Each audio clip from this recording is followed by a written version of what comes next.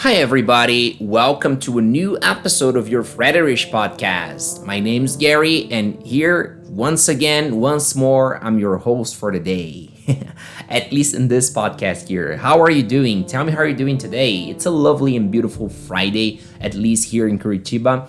So, I don't know, tell me where you are. Tell me what the weather is like today. I really hope it's okay. Everything is all right. Everything's just great and just fine.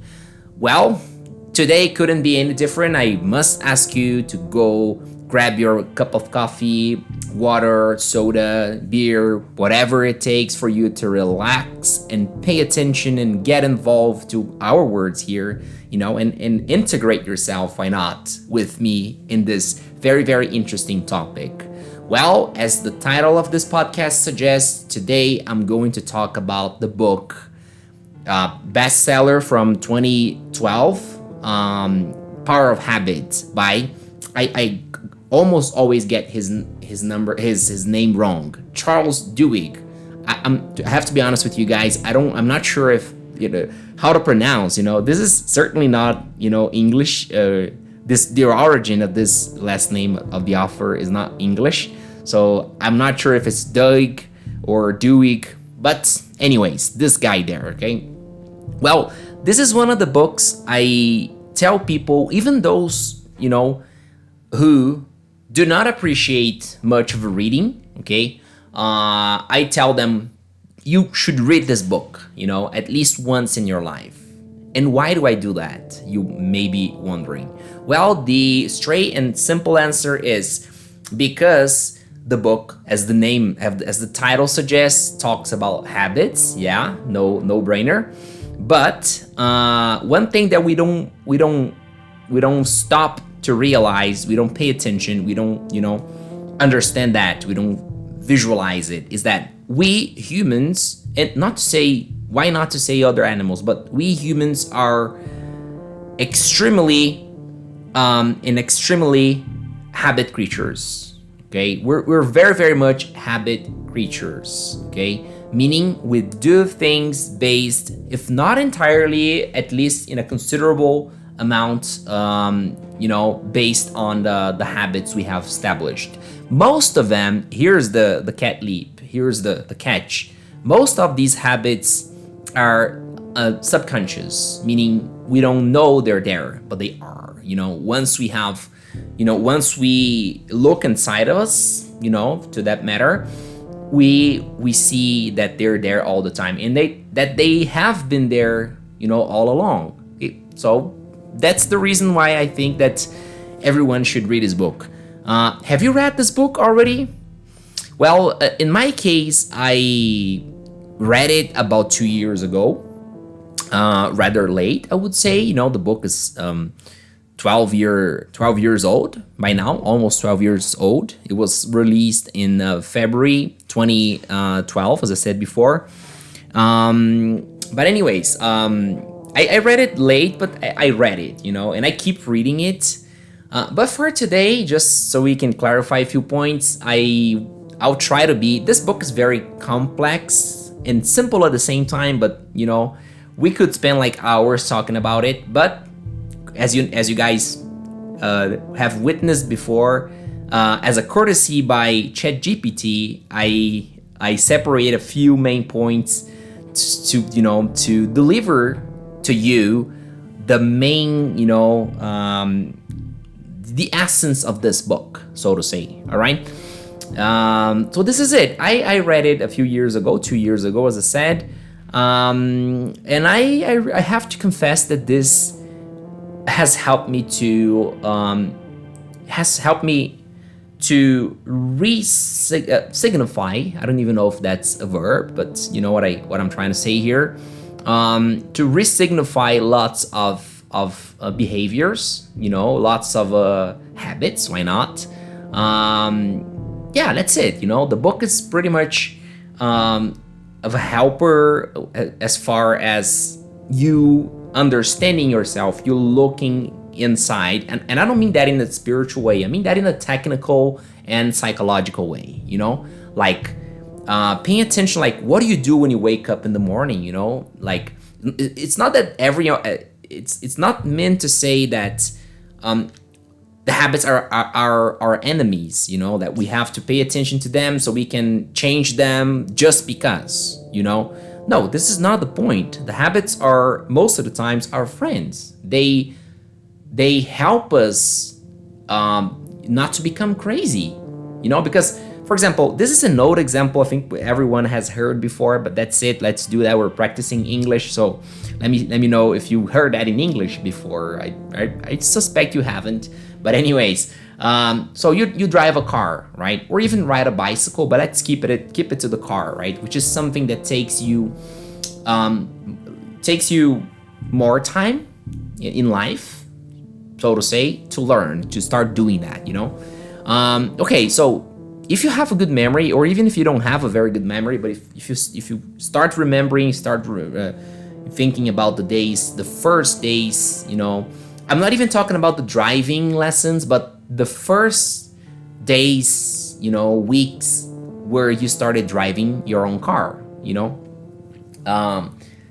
don't you remember that, like, every movement, everything you would do inside of the car, you were aware of that. You were like, hey, now I'm shifting gears, right? Okay, first, second, third, like what, reverse, and now I'm moving the steering wheel to the left. I'm getting in a curve or anything, everything is conscious, right?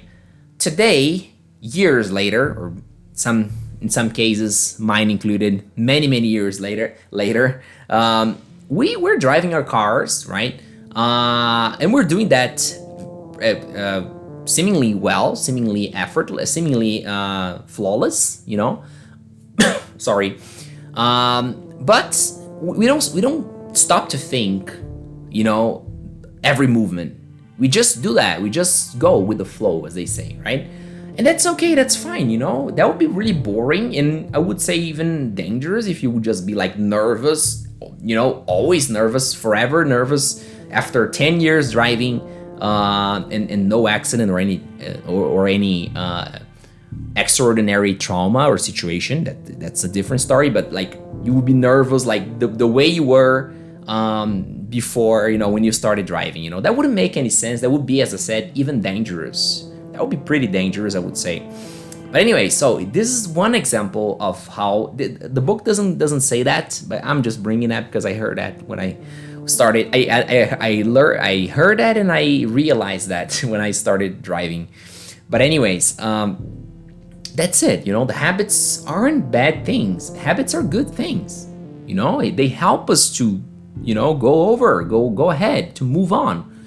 So this is another point. The book doesn't treat habits as evil thing. It's as a bad thing. All right. The other way around. It treats it as a good thing, as something that we, and what by we I mean each one of us, no matter religion, despite of religion, despite of any other beliefs or cosmo views, so to say, we should know that. We should pay attention to that, because cutting to the chase, making a long story short, we can even save lives, ours included, if we start being aware of the situations around us. All right. So okay. So as I said, like by courtesy by ChatGPT, I separated the main points that summarize the book, and now just I'll jump into the first one, which says, where is it? I'm just finding. Oh, here it is. Okay.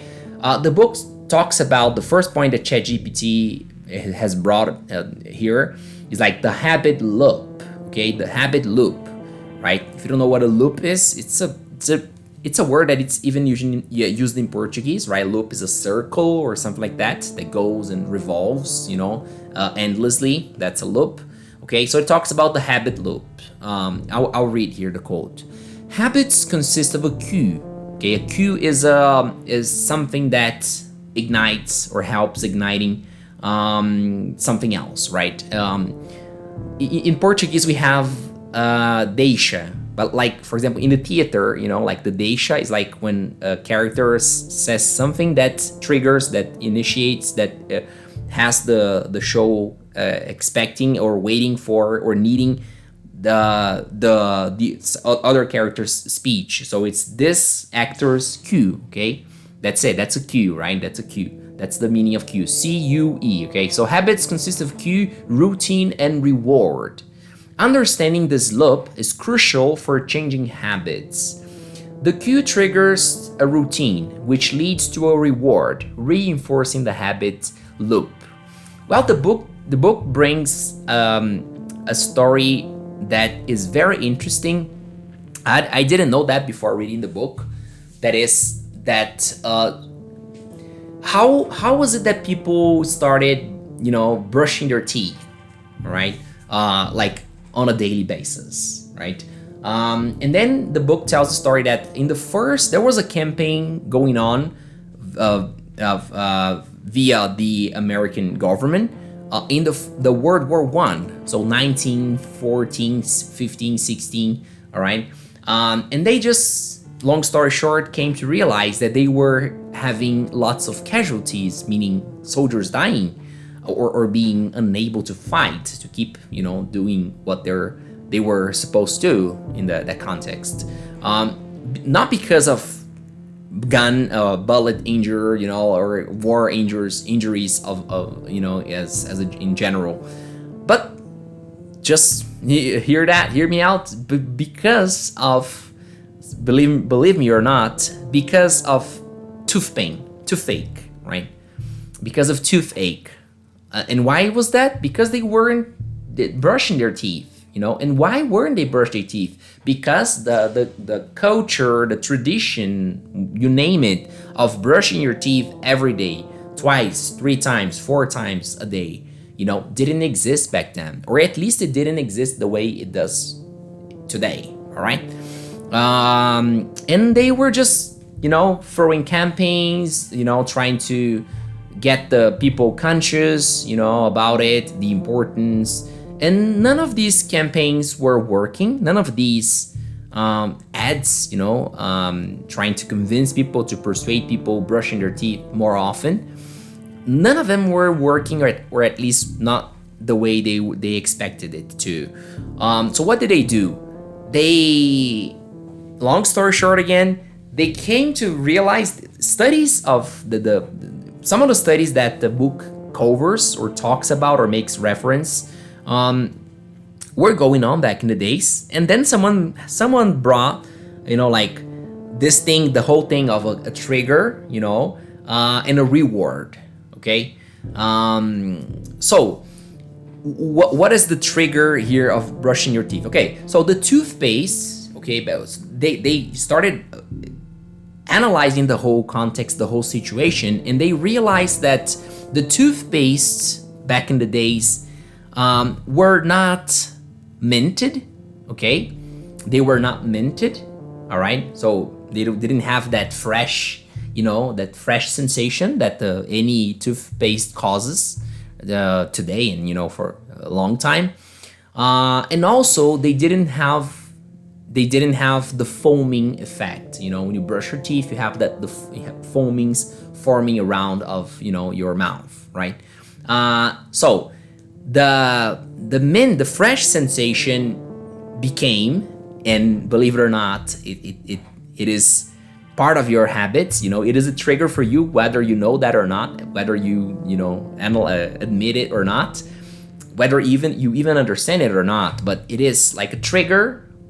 Like, because when you start brushing your teeth and you have a fresh sensation in your mouth, to be honest, I don't remember if the fresh sensation is the reward or the trigger. Okay, I think it's the reward. Okay, so that was the point that the guys studying, the reasons why soldiers and people in general didn't brush their teeth properly, and then like, we have a reward lacking here. We need a reward. And then they came up with the fresh sensation and the foaming effect, which absolutely, according to the book, doesn't make any difference in terms of the the properties of the toothpaste, right? The way it cleans your teeth. It would clean your teeth as it did before the minted and foaming, the fresh sensation and the foaming effect. I'm just calling foaming effect this way, but you get my point here. Before they existed, the toothpaste didn't change in terms of the essence, okay? But just the external, so to say, part of it, the superficial. You take off the fresh sensation, the effects are the same. You take out the foaming thing. Toothpaste are the same, at least according, that's what the book says, right? So this is a very interesting story. I bet you never heard that before. You had never heard that before, but that's it. That's what the key, the book means. The author means when he brings this thing of this loop thing. And the loop is, so we can close this first part off. The loop is trigger, okay, routine, and then reward. So first we have a trigger. This is a very important thing. It's important to have something that triggers your routine. Like when I hear a specific sound, or when I smell a specific scent, or when I see a specific thing, or when I feel one specific thing, the trigger is very, very helpful, in order to not only create a routine, but also to maintain it, and to keep it going, over and over, going on and on and on, repeating over and over again. I'm being very, very quick over this topic, but as I said, I really want you to read this book, okay? So this is it. Let's check point number 2 according to ChatGPT here. Neurological patterns. Habits are formed through neurological patterns in the brain, creating efficiency in decision making and behavior, okay? It's interesting. The book covers it. I don't remember much about this thing of the neurological patterns. I do remember though that there was this thing of like the brain being analyzed, where the habits started, where habits ended, and there's a very also very, very interesting story of a patient who had like a severe degree of amnesia, that he didn't even remember who he was anymore, in general terms. He just had like vague memory flashes. He was like okay, he was a 60-year-old man or something close to it, but he just like didn't have any memory. He lived with his daughter, and he just didn't remember who she was. Every day he would go like, she would have to introduce herself, that whole thing.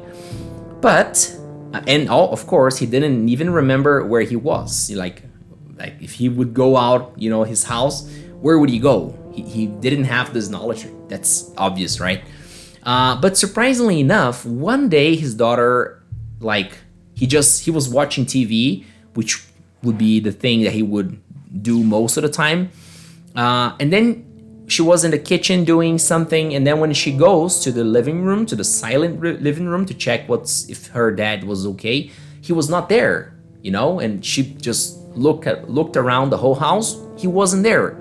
She got desperate, called the doctors, called the police, everyone, family, and then a few minutes later, the man just returned to the front door, coming from a walk around the block, as if he was a regular person, meaning a person without any mental condition or memory condition. We understand me.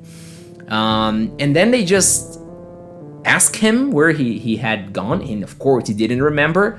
But the next time that this thing happened, they followed him, and I don't remember exactly, so I will kind of invent here, but he had gone to a place that had become, years and years ago in the past, a routine. Say, for example, buy the newspaper, you know, or go to the market, to the supermarket, buy something. You know, he had just done the whole trajectory without knowing who he was. Of course, you know, his condition was still the same, but the memory was still there. The memory was not there anymore, or at least not as efficient as normal. But the habit was there. You know, again, being very, very superficial, it's much more interesting if you read the book. I myself, I'm considering rereading the book. I will reread the book. I don't know when, but I'm seriously considering rereading it, you know, soon. It's really worth it, guys. Just give it a try. Keystone habits. Some habits known as keystone habits have the power to transform other aspects of our lives. Changing these key habits can lead to a ripple effect. Okay, yeah, the keystone habits, according to the author, are habits that help you help you keep other habits. Say, for example, you want to wake up earlier. You want to wake up like 5 a.m., for example. You know, if you just wake up 5 a.m. and you don't establish a routine, okay, chances are, if you don't, you know, if you're not a natural morning person, chances are that you will like just you won't establish this habit. That's the chances, right? If you establish a routine, okay, right? And then chances are that you will keep this habit. But if you establish a routine, for example, like exercising in the morning, you know, exercising the minute you wake up. I tried this with myself. Believe me, guys, once you have a habit repeated every single day, no matter how harsh it is, no matter how unfavorable the situation is, you know, the external facts, weather, you know, your health. Once you have a habit established, like in my case, like exercising in the morning, no matter how harsh it is, that will be like spontaneous, you know. I would just feel my body, not in the first day, not in the 10th day, but like a few weeks and months later, I would feel. I'm just talking about my personal experience with exercising in the morning. I would feel my body like you know, longing for it, you know, urging for it. It's incredible, you know, it's really, really incredible. So this is what the author talks about, key habits. So getting back to the theory here, the book, if you have a keystone habit, for example, exercising, this will bring other habits, other health habits, right? Say, for example, now you want to start running, now you want to start walking in the park, you know, you're going to start like eating, you know, cleaner, for example, you know. That's what the author means when he talks about keystone habits.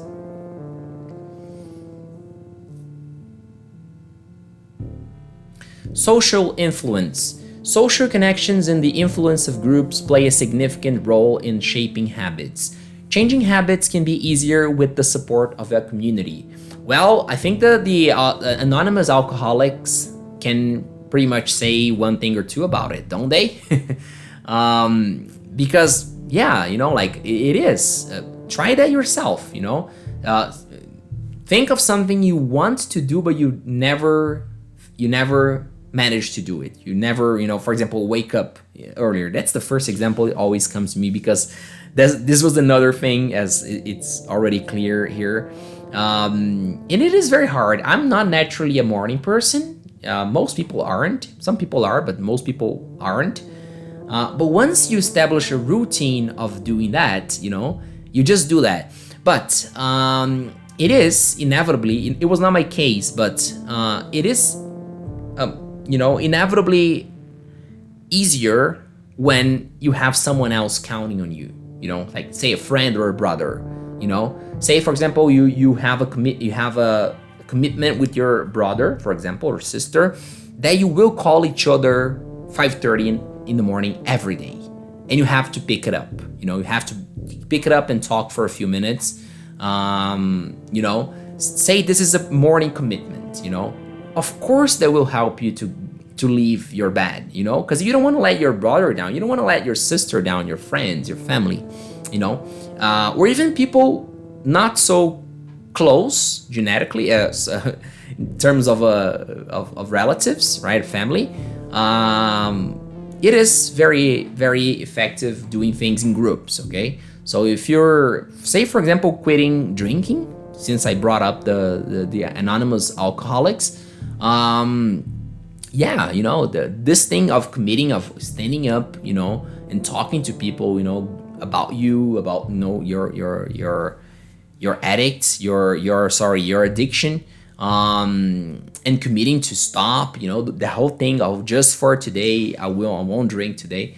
Well, this is really, really powerful. I really think that everyone should try. Guys, there are more things to talk about this book. This is just like Power of Habit in a nutshell, Power of Habit summarized. But that's it for today. I really, really hope I have convinced you. I have already convinced you to read the book. It is so worth it. And if you can read it in English, I didn't read it in English, okay? I read it in Portuguese. I have the Brazilian edition here. But if you can do that, well, much better. You'll be, as we say here in Brazil, killing two rabbits with one stroke. I don't even know if that's a cool thing to say, but that's it. That's what it is for today, guys. Thank you so very much for your lovely company, and I'll wait for you in the next episode. Bye-bye.